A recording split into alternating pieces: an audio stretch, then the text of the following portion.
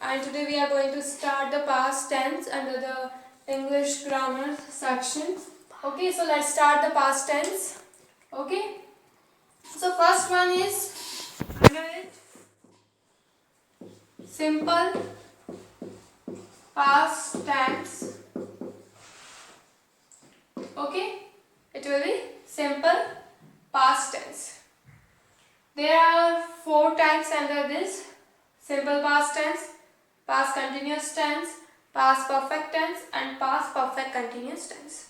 So सबसे पहले हम पढ़ेंगे सिंपल पास्ट टेंस. सबसे पहले जैसा कि मैंने आपको प्रेजेंट टेंस पढ़ाया था उसी बेसिस पर जो है मैं आपको क्या पढ़ाने वाली हूँ, पास्ट टेंस. ओके, मतलब रूल्स कैसे बनते हैं, वो फॉर्म जो होगा वो सेम होगा. ओके, तो सबसे पहले रूल्स क्या होंगे वही जान लेते हैं हम. पास्ट टेंस क्या होता है ये तो सबको पता है कि हम जब भी जो है पहले की बात करेंगे, मतलब जो बीत चुका है उसकी बात करेंगे, वो पास्ट टेंस में आएगा. सो रूल्स, सबसे पहला रूल होगा इसमें अफर्मेटिव सेंटेंस. सबसे पहले हम किसकी बात करेंगे, अफर्मेटिव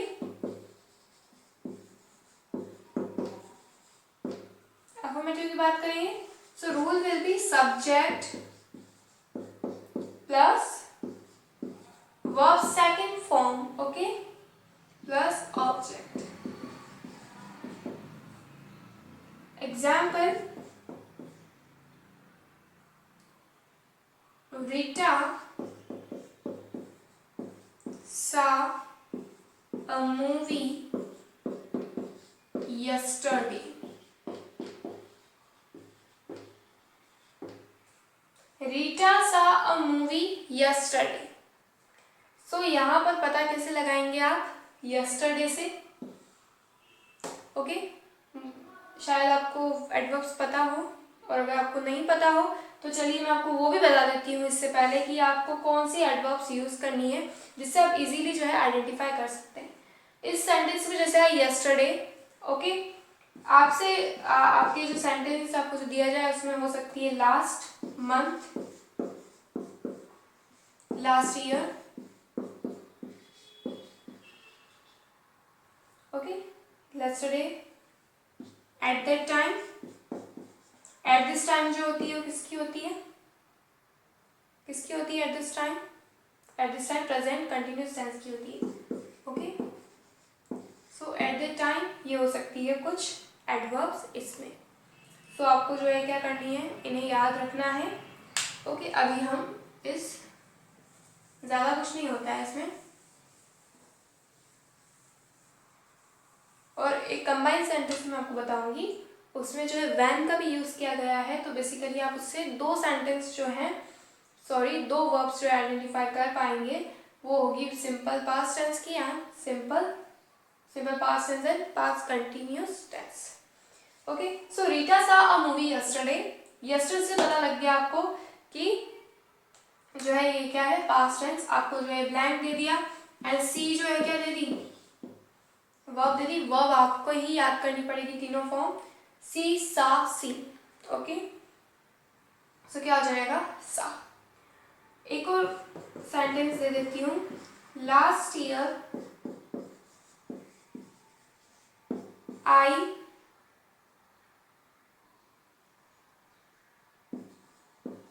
went to लंदन. मैं लास्ट ईयर जो है लंदन गया था. जो है आपको गो जो है इसकी वर्ब दे दी जाएगी, go went gone. Okay, so went is the second form of it. So ये हो गया.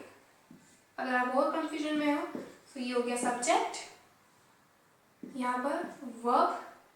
ओके, एंड देन जो बचा वो क्या हो जाएगा हमारा, ऑब्जेक्ट. ओके, आई होप आपको यहाँ तक समझ में आया होगा. एंड देन जिन लोगों की आदत होती है कि वो इंग्लिश से जो है हिंदी में ट्रांसलेशन करते हैं, तो उनके लिए क्या किया जाए, कैसे आइडेंटिफाई करें वो लोग. उन्हें यस्टरडे याद नहीं रहता, क्योंकि वो ट्रांसलेट कर लेते हैं बस.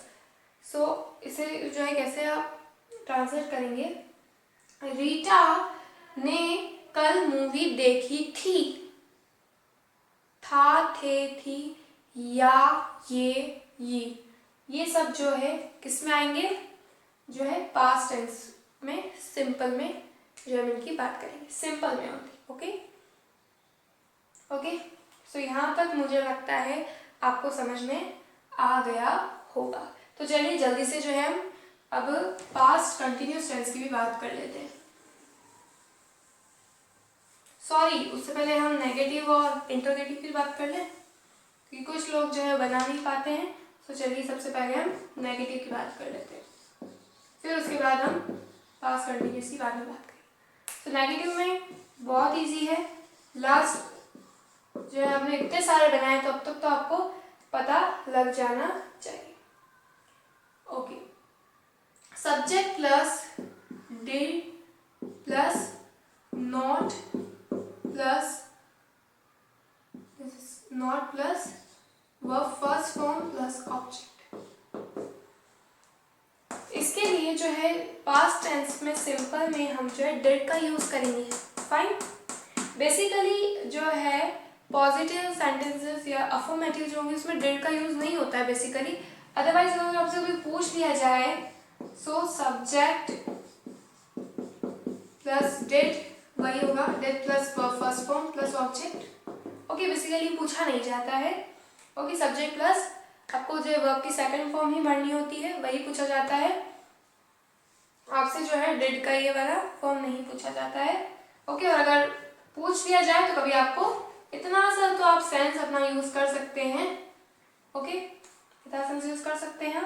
सो रीटा ने कल मूवी देखी तो क्या हो जाएगा इसका, रीटा डिडंट, क्या मिसाल लिखूं यहाँ पर, नो फर्स्ट फॉर्म आएगी, didn't see a movie yesterday। I hope यहाँ तक कोई डाउट नहीं होना चाहिए। ये हेल्पिंग वर्ब बोलते हैं, समझा चुकी हूँ मैं आपको। फाइन, एंड देन जो बचा हुआ होगा यहाँ से ये तो क्या हो जाएगी हमारी वर्ब फर्स्ट फॉर्म, ध्यान रखिएगा। एंड देन बचा हुआ क्या हो जाएगा, ऑब्जेक्ट। यहाँ तक कोई डाउट नहीं होना चाहिए। नेक्स्ट हम देख लेते हैं आप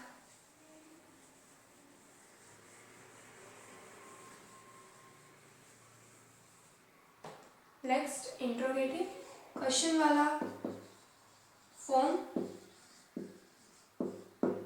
इंट्रोगेटिव में क्या होगा, डिड आगे आ जाएगी, हेल्पिंग वर्ब आगे आ जाती है, plus subject plus verb first form plus object. एक ही सेंटेंस से समझ लेते हैं। डिड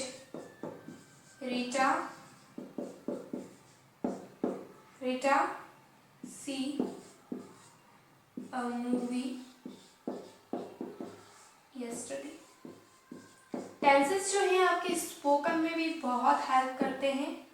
फाइन, वैसे तो स्पोकन में जनरली टेंसेस बहुत सारे लोग यूज़ नहीं करते, बट कुछ लोग जो है परफेक्ट, जिनकी होती है ना परफेक्ट बोलते हैं फ्लुएंट इंग्लिश, वो बेसिकली यूज़ करते हैं, क्योंकि उनका कहीं पर जो क्वेश्चन फॉर्म है, जैसे इंट्रोगेटिव सेंटेंस बोल रहे हैं तो बेसिकली इसी फॉर्म में बोलेंगे। सो आपको अगर टेंस आते हैं तो आपके लिए स्पोकन भी ईजी हो जाता है। ओके, सो ये था interrogative. Okay, and interrogative negative आ जाए तो सब्जेक्ट के बाद नोट एंड रीटा के बाद नोट लिख दीजिए, no problem at all. Okay, so ये था सिंपल पास्ट टेंस। सो कल हम स्टार्ट करेंगे पास्ट कंटिन्यूस टेंस। और अगर आपको ये वीडियो अच्छा लगा हो तो प्लीज़ लाइक करें, शेयर करें, और मुझे कमेंट में अपने डाउट ज़रूर पूछ सकते हैं आप, एंड मेरे चैनल को सब्सक्राइब भी करें। Thank you.